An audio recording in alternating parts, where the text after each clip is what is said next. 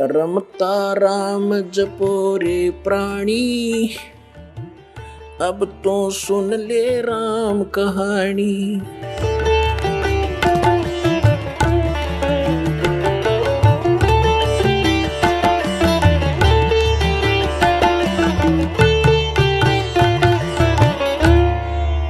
एक थोड़ी सी झलक दिखाते हैं आपको इसी मार्कंडे पुराण में। इन कहां से ले रखे ये श्राद्धा के सिलसिले। एक मंदालसा नाम की औरत थी, उसने अपने पुत्र को शिक्षा दी और वह ये ले रहे हैं। देख, मार्कंडे पुराण के अंदर है, यही आपको सुना रहे हैं। ये काशी पृष्ठ से थोड़ा सा लेंगे। मंदालसा बोली महाराज, ये मंदालसा ज्ञान देती हुई आ रही है। मंदालसा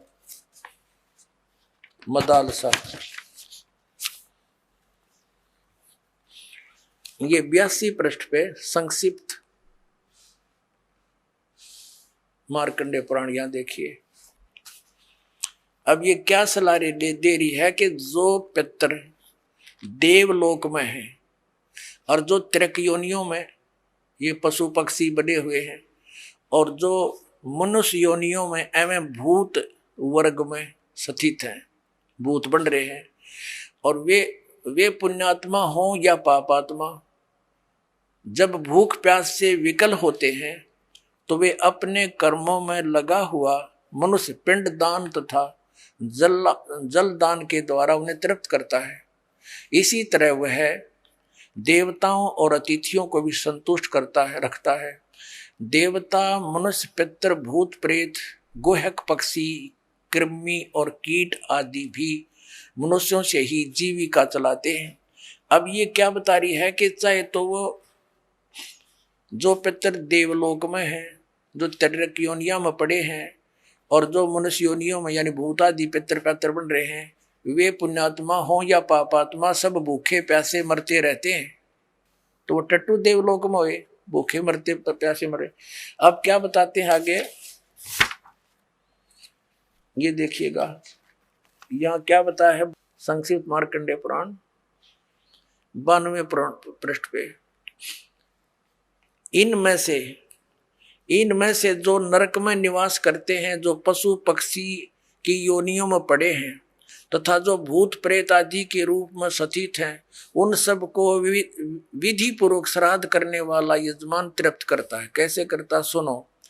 मनुष्य पृथ्वी पर जो अन्न बिखेरते हैं उनसे पिशाच योनि में पड़े पितरों की तृप्ति होती है, जो जमीन पर दाने डाल देते हैं। बेटा, स्नान के वस्त्र से जो जल पृथ्वी पर टपकता है उससे वृक्ष योनि में पड़े हुए पितर तृप्त होते हैं। जो रूख वृक्ष बन गए उन का नाका जो वस्त्र ने छोड़ दिए ना, वो वृक्ष योनि में पड़े हुए तृप्त हो जाएंगे। अरे भले आदमी हो।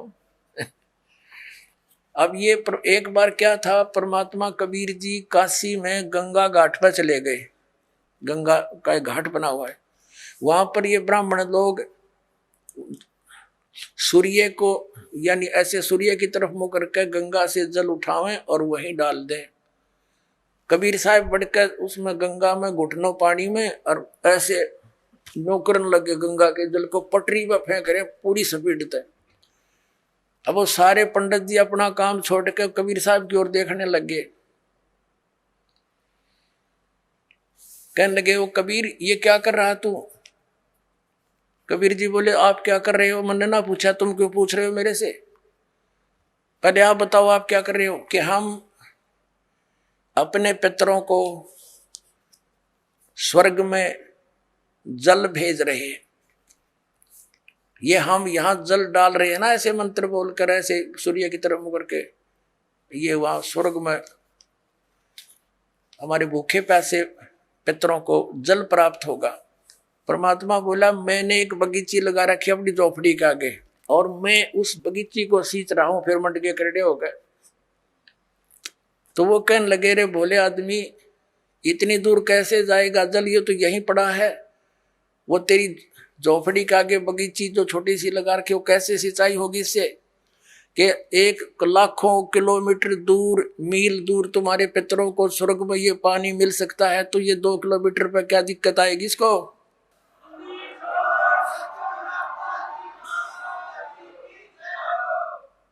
तो उनकी चौंध टूट गई। पंडित जिया ने फिर अपना गलती स्वीकार की, मालिक की शरण ग्रहण करी। अपने आत्माओं वही यहां ये सिस्टम है। देखो अब देखो इनके आगे फिर मार्कंडेय पुराण हम पढ़ रहे हैं 92 पृष्ठ पे, 92 पे। उससे वृक्ष योनि में पड़े हुए पितर तृप्त होते हैं। अच्छा, वृक्ष तो है इतना बड़ा और पानी निचोड़ा कपड़े का उड़ा गंगा के किनारे, बताओ वृक्ष कैसे तृप्त होगा? उसमें तो बाल्टी भर गिरनी पड़ेगी। तो किसी मूर्ख बना रखे हैं देखो। और नहाने पर अपने शरीर से जो जल के कण इस पृथ्वी पर गिरते हैं, उनसे उन पितरों की तृप्ति होती है जो देव भाव को प्राप्त हो रहे हैं। देखो इनकी अकल। कहते हैं नहाने के बाद जो छीटे छाटे पृथ्वी पर पड़ते हैं ना, वो जो देवता बन गए उन पितरों की तृप्ति होती है। वो टट्टू देवता बन गए जब इसे पानी तो छकेंगे उड़ा हुआ तरह की अकल बना मार रखी मारी। देखो देखो नहाने पर अपने शरीर से जल के कण इस पृथ्वी पर गिरते हैं ना, उनसे उन पितरों की तृप्ति होती है जो देव भाव को प्राप्त हुए हैं, जो देवता बन रहे हैं। और पिंडों के उठाने से वो पिंड भरवाते हैं, अन्न के कण पृथ्वी पर गिरते हैं ना, उनसे पशु पक्षी योनियों में पड़े हुए पितरों की तृप्ति होती है। बता वो पशु योनि में कितना भैंस बनकर खड़ी होगी उनकी, वह माई या दादी ताई काकी है, और वह कण गिरे पृथ्वी पर कीता है। वह भैंस तो एक टोकरा ने भूस खावा डेली, एक कण ते क्यों कर छिकेगी वह है तेरा कैसे भाई। देखिए से मूर्ख बना रखा।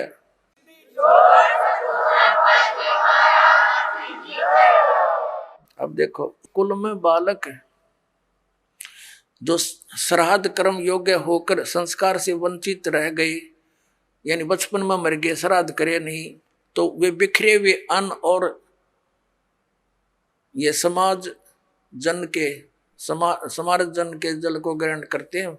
ब्राह्मण लोग भोजन करने के बाद हाथ मुंह धोते हैं और चरणों का प्रक्षालन करते हैं, तो उस जल से भी अनन्य पितरों की तृप्ति होती है। बेटा उत्तम विधि से श्राद्ध करने वाले पुरुषों के अन्य पितर यदि दूसरी योनियों में चले गए हों तो भी श्राद्ध से उन्हें बड़ी तृप्ति होती है। अनन्य उपार्जित धन से जो श्राद्ध किया जाता है उससे चंडाल आदि योनि में पड़े पितर तृप्त होते हैं।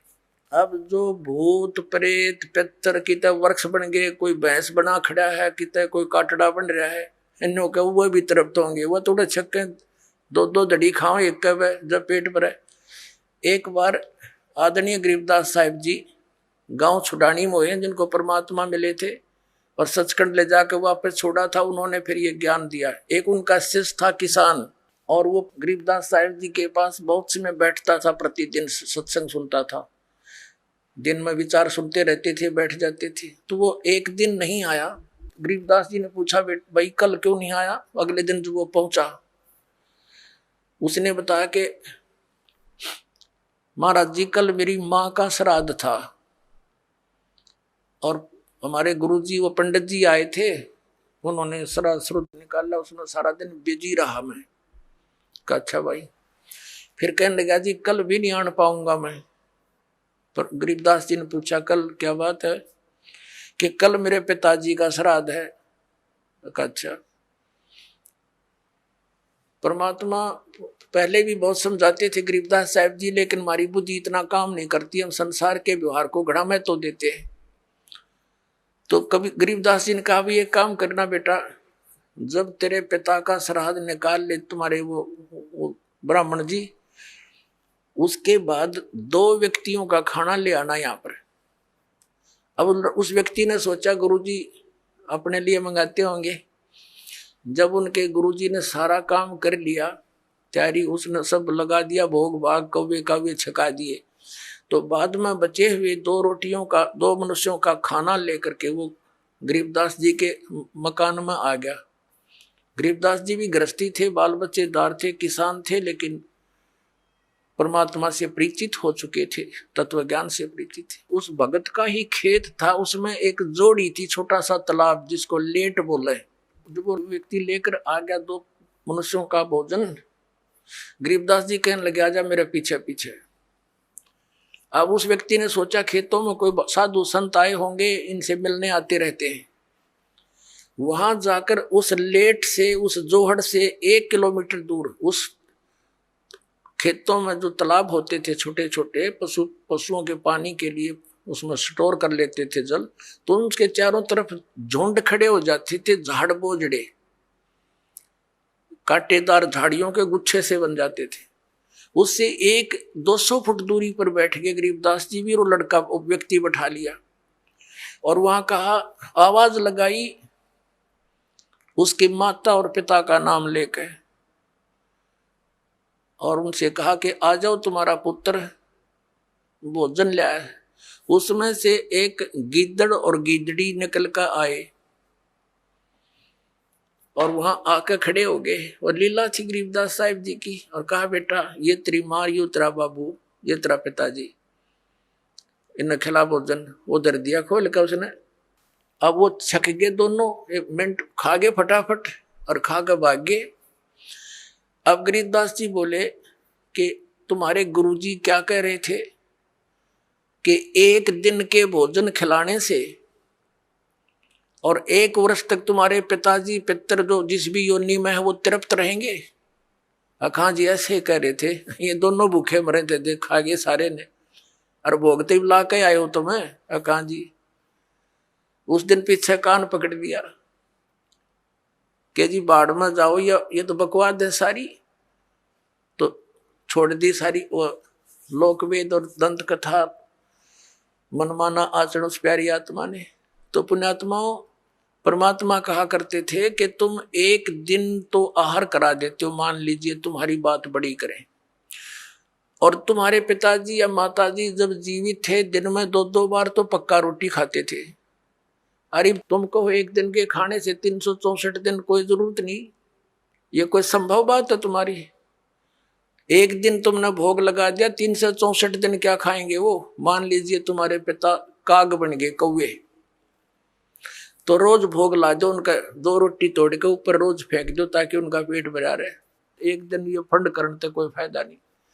कहने का भाव यह है कि वो तो जो बन चुके। अब पुण्यात्माओं, जब हम सत भक्ति करेंगे और इस साधना के करने से आपके जो पितृ भूत प्रेत आदि बने हुए हैं, और चाहे वो किसी योनि में है ये पितृ वाली सिस्टम में, तो उनकी भी मोक्ष हो जाएगा आपकी भक्ति करने से। अब पुण्यात्माओं, ये सत्कर मान लेना, ये दास आपको समय अनुसार सब क्रियाएं बताएगा। इन एडवांस करने से आप अपना कर्म बिगाड़ बैठोगे। आप अपनी भक्ति करते रहो और समय आने पर ये सब आपके पितृ वगैरह भी इस साधना से ही इनकी मुक्ति हो जाएगी। अब क्या होता है, जैसे इन्हीं पुराणों में लिखा है कि 1000 ब्राह्मण भोजन कर रहे हों, जैसे इन्होंने पितरों की और भूतों की श्राद्ध की वो विधि बता रखी है। पितरों के लिए भोजन कराओ, ब्राह्मणों को तो ऑड नंबर में हो, जैसे 1, 3, 7 यानी 5, 7 ऐसे हो, और बाकी इवन नंबर में हो, ऐसी संख्या में जमाने चाहिए। और इसी विष्णु पुराण में लिखा है कि 1000 ब्राह्मण जिमते हो, भोजन कर रहे हो, और उनके सामने एक योगी माने भगत, सच्चा भगत, सत्साधक, सत साधना करने वाला, परम अक्षर परमात्मा का जो साधक है वो वास्तव में भगत योगी होता है। योगी का अर्थ ये नहीं ये पेट का पानी हला के दिखा दे और आसन उसन कर रहा हो ना, ये योगी नहीं। ये तो एक वो है अपनी, समझ लो ये प्राकृतिक चिकित्सक कह सकते हैं, वो योगी है। योगी का अर्थ होता है भक्त, परमात्मा से मिलने की जो कोशिश कर रहा है वो योगी है, भक्त यानी सच्चा साधक। ये देखिएगा, श्री विष्णु पुराण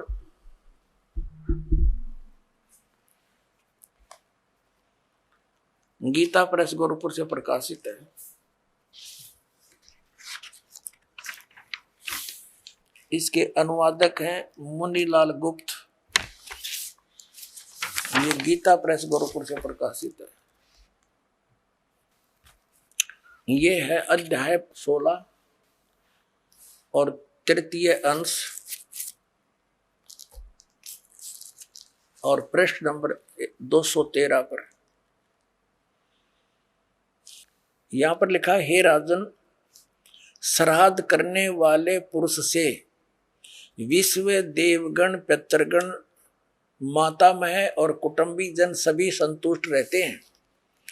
हे भूपाल, पितृगण का आधार चंद्रमा है और चंद्रमा का आधार योग है, भक्ति, और इसलिए श्राद्ध में योगी जन को नियुक्त करना अति उत्तम है, यानी सत साधक को। हे राजन, यदि श्राद्ध भोजी एक सहस यानी 1000 ब्राह्मणों के सम्मुख एक योगी भी हो तो वह यजमान के सहित उन सब का उद्धार कर देता है, यानी ब्राह्मणा का भी, हर योगी का भी और उनका यजमान का भी, सबका उद्धार कर देता है। पितरों की तो बातें छोड़े।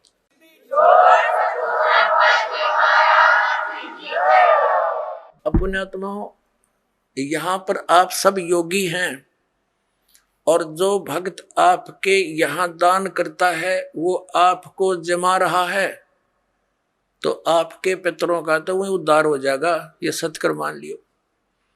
ये इतना गजब का मार्ग है जो हमारे प्राणों, जो सत्य है वो तो इन्होंने ग्रहण की नहीं, इन्होंने असत्य ग्रहण कर ली। पुण्यात्माओं, जैसे वेद, आपने रुचि ऋषि की कथा में देख लिया मार्कंडेय पुराण में कि वेद में इसको अविद्या कहा है, कर्म कांड को, और पितर भी मानते हैं क्योंकि वह भी ब्राह्मण थे, ऋषि थे।